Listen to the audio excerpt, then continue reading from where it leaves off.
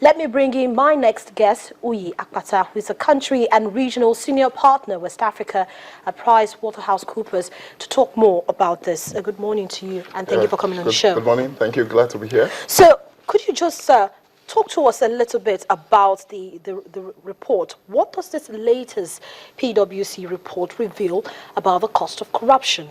Well, let me start. Since May, when the new administration of Buhari came into power, there's been a lot of talk about corruption.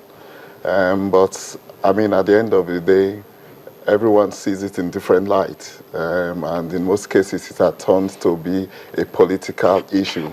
So as part of our contributions to the our thought leadership initiative, and more importantly, to be seen to put something back when it comes to government, we did this study to really show the impact of corruption. So say, okay, at the end of the day, put it in number terms.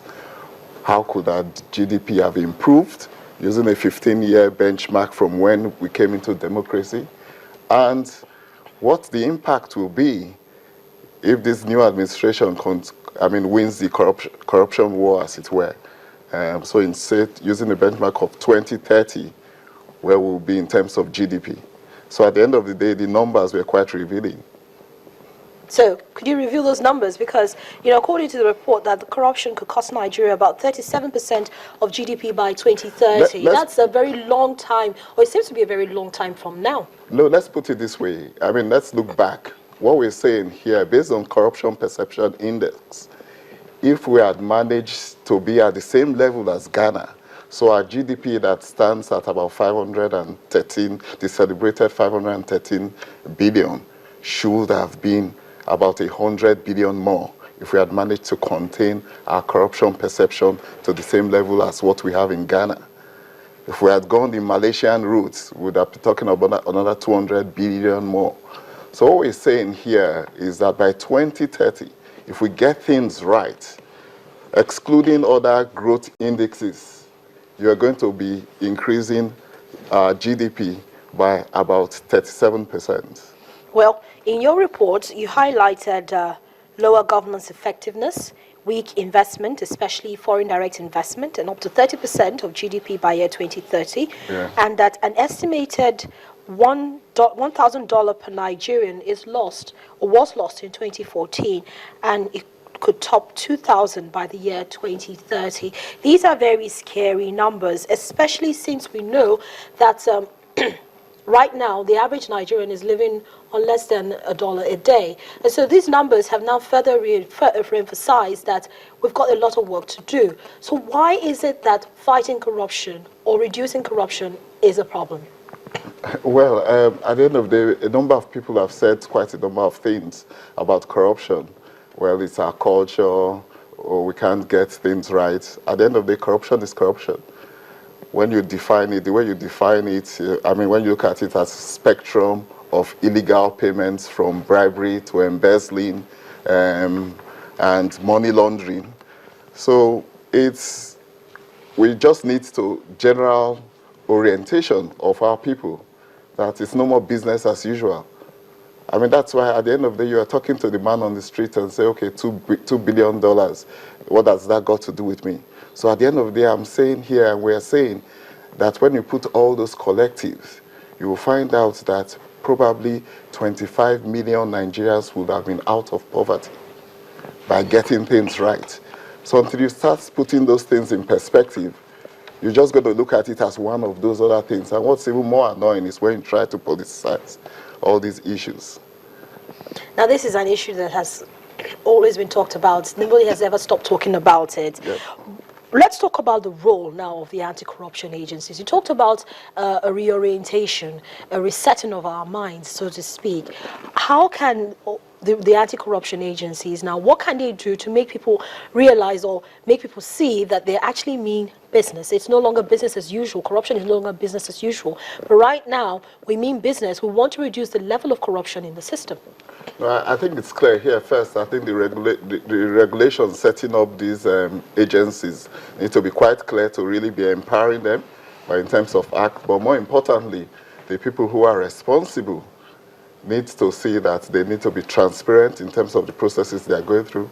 And at the end of the day, getting enough resources to address these issues. I mean, let me just extend that a bit. For instance, the Office of the Auditor General of the Federation has significant role to play when we are talking about ministries, departments, and agencies that we've known, or there's general perception that they've not performed as expected.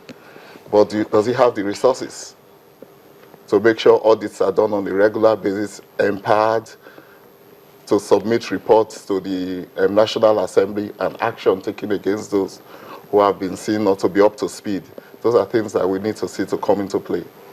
Now, in terms of the MDAs, do you think a reduction of the number of MDAs, for instance, will also help in this corruption fight? Well, I think the issue about reduction in MDAs is a result of general civil service efficiency. I mean, that's not what we've addressed here. But within the MDAs themselves, if you look at it, that, okay, well, another definition of corruption has been abuse of public office for private gain. So you're treating, in the various MDAs, you're treating government expense as it's not mine, as it were. So just think about this year's budget. If you gain 10% efficiency, that will take automatically significant sums in terms of bridging the deficit. So it's very, very important. It's very clear. It depends on who you are speaking to. There's almost between 10 and 30% waste when it comes to public expenditure. Just take 10% this year, and you'll see that there's telling difference. You also mentioned as well in the report the effect on tax revenue. And we know that this government is all about trying to raise revenue as much as it can from corporate tax and individual tax as well. Well, I think one of the interesting things about this report is that where you have high rates of corruption, tax revenue collections in relation to GDP is actually low. So when we're talking about corruption within the system, I mean, as long as it's within the public system, well, I think at 8% of GDP, when you included oil revenues or taxes related to oil, now someone tell you it's between 3 to 4%. So even countries in hostile positions like Afghanistan have higher tax collection rates than Nigeria. So at the end of the day, efficiencies, improve efficiencies, get a wider spread. It's all the same issues we are talking about corruption. No one wants to pay taxes. But if you pay the right taxes, we increase that, then it all comes back to development for the people.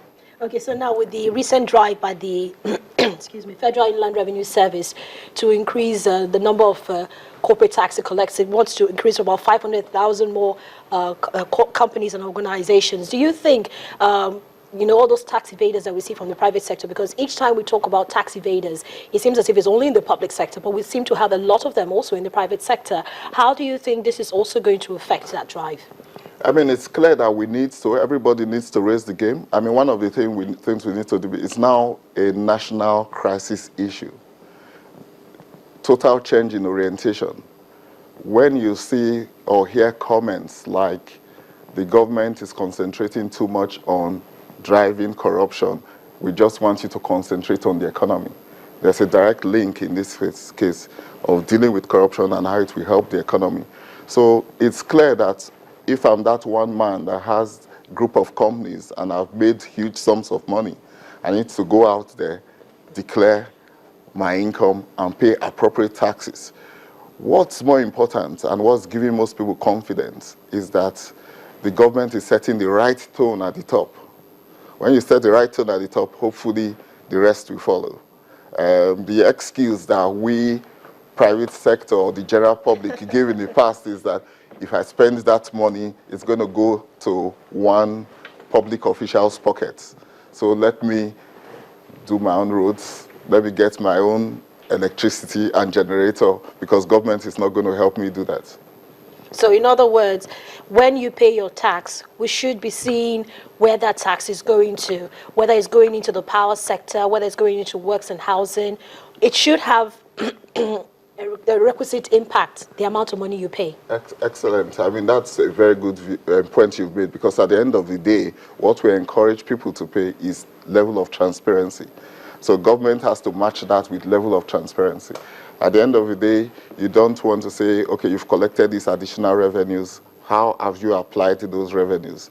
So when you tell the people, or you make the ministries, departments, and agencies within the 31, within a month of the year end, get them to publish accounts, notify the people of the major projects that have been implemented, then hopefully the public will see that at least our funds are being judiciously used for the right, and targeted at the people. I mean, at the end of the day, we are talking about using the funds for projects that benefit the people. So, how would you assess the president's current anti-corruption drive? On the right path, could do better, has done very well? Well, at the end of the day, it's we've started well. The tone at the top is strong, and you have to drive that. That's been driven by President and his team. As he rightly said, on Friday last week, we did a presentation of this to His Excellency, the Vice President, and he was also quite clear that we had to address this. I mean, he wasn't just seeing it. It was important to see that any gains is directed at the ultimate goal of making sure that the generality of Nigerians benefit from this. So that's good.